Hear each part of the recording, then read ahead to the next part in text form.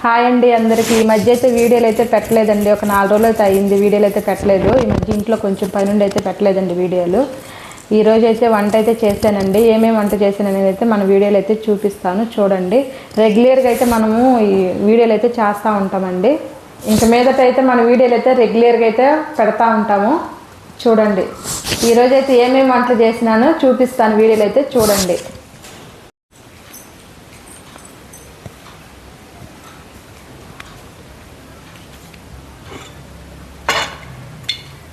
ఇది వచ్చేసి తోటకూర పుల్లకూర అయితే చేశాను. బాగుంటుంది వేడి వేడి అన్నంలో తింటే. అలాగే స్వీట్ అయితే చేశాను, సేమియా ఉప్మా అయితే చేశాను.